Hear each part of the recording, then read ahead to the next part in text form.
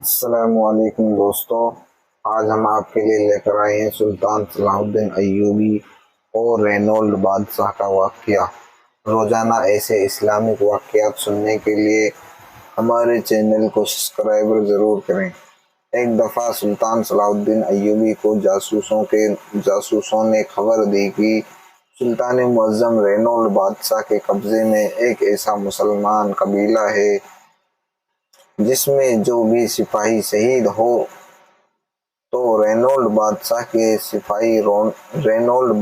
کے حکم کے مطابق شہیدوں کو دفن نہیں کرنے دیتے ہیں بلکہ اسے جلا دیتے ہیں کہ اگر تم کو اس قبیلے میں رہنا ہے تو تمہارے ہمارے روایات کے مطابق چلنا ہوگا۔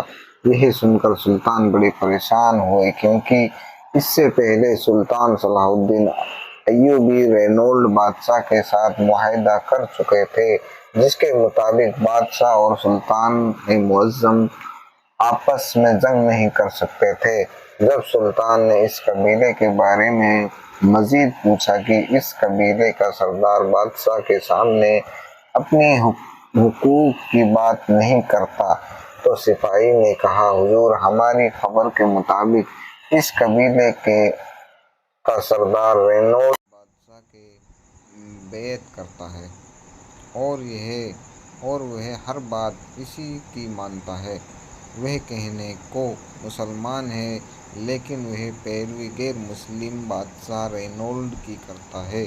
یہ سن کر سلطان صلاح الدین ایوبی نے کہا کہ جب سردار غیر مسلم ہو تو پھر اس قبیلے کے لوگ مسلمان کیسے ہو سکتے ہیں؟ جاسوس نے کہا، سلطان معظم، آپ کی بہادری، ایمان اور سخاوت کے قصے سن کر ان تمام قبیلے والوں نے اسلام قبول کر لیا، لیکن اس بدقسمت اور بدنصیب سردار کو اللہ تعالیٰ نے ہدایت نہیں دی۔ وہ سونے کا پجاری ہے اور رینولڈ بادشاہ کی پیروی کرتا ہے۔ یہ سن کر سلطان مزید پریشان ہوا اور کہا کہ میں اس قبیلے کو اس طرح ظالم بادشاہ کے رحم و کرم پر نہیں چھوڑ سکتا۔ جب وہ بادشاہ قبیلے کے شہید سپاہیوں کو دفن نہیں کرنے دیتا تو ان کو بنیادی حقوق کیسے دیتا ہوگا؟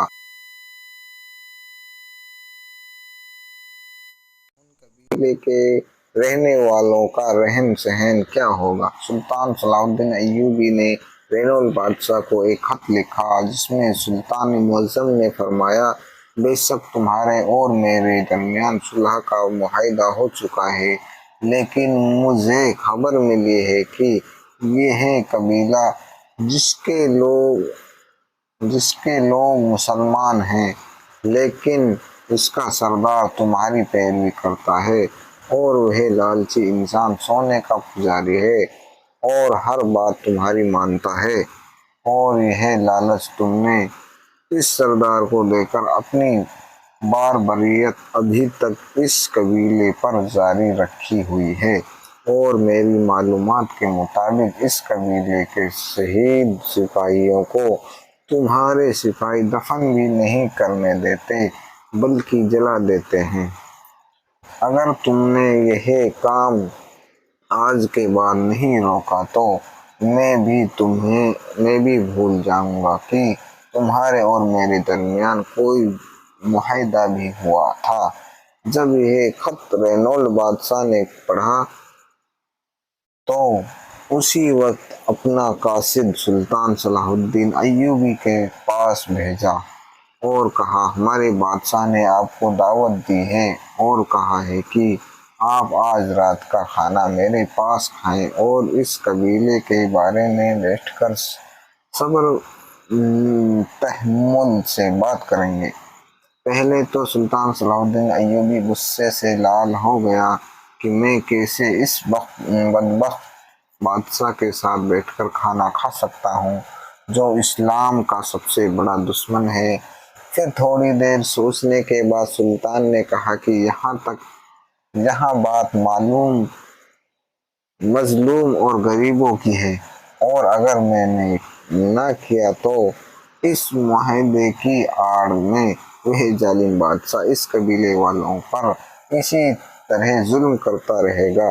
سلطان نے اس قاصد کو کہا کہ آج رات میں کھانے کے لیے رینولڈ بادشاہ کے محل میں ضرور تشریف لاؤں گا۔ ادھر رینولڈ بادشاہ نے بڑے بڑے کھانوں کا انتظام کروایا، اور جب شام کا وقت ہوا تو سلطان اپنے 2 سپاہیوں کے ساتھ محل پہنچے۔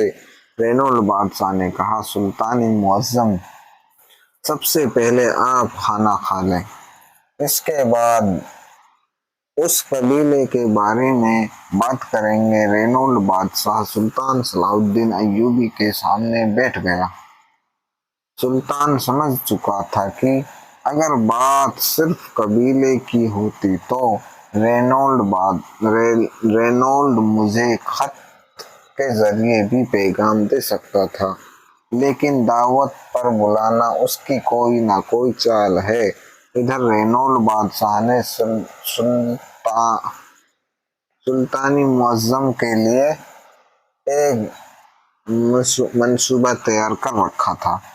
جیسے ہی انہوں نے کھانا سلطان کے سامنے رکھا تو کھانے کو دیکھ کر سلطان نے کہا، یہ کھانا میرے سامنے سے ہٹا دو، کیونکہ یہ گوشت کسی حلال جانور کا نہیں بلکہ کتے کا گوشت پکا ہوا ہے۔ یہ سن کر رینولڈ بادشاہ نے کہا، سلطان معظم، شاید آپ کو کوئی غلط فہمی ہوئی ہے۔ سلطان نے بادشاہ کی بات کو کاٹتے ہوئے پوچھا، یہ لڑکی کون ہے اور کہاں سے آئی ہے؟ رینولڈ بادشاہ نے کہا، یہ میری کنیز ہے، اور آج ہی مجھے ایک دوست بادشاہ نے تحفے میں دی ہے، اور اس نے کہا کہ یہ ایک پاک دامن عورت ہے، آج تک اس کو کسی مرد نے چھوا تک نہیں۔ یہ سن کر سلطان معظم نے فرمایا، بادشاہ رینولڈ، اگر یہ گوشت حلال جانور کا بھی ہوتا تو بھی میں کبھی اس کو ہاتھ نہ لگاتا۔ یہ سن کر بادشاہ بڑا حیران ہوا، کہا کہ سلطان معظم، ایسی کیا بات ہے؟ تو سلطان نے کہا کہ یہ جو عورت گوشت لے کر آئی ہے، یہ بد کردار عورت ہے، اور آج تک یہ کئی مردوں کے ساتھ سو چکی ہے۔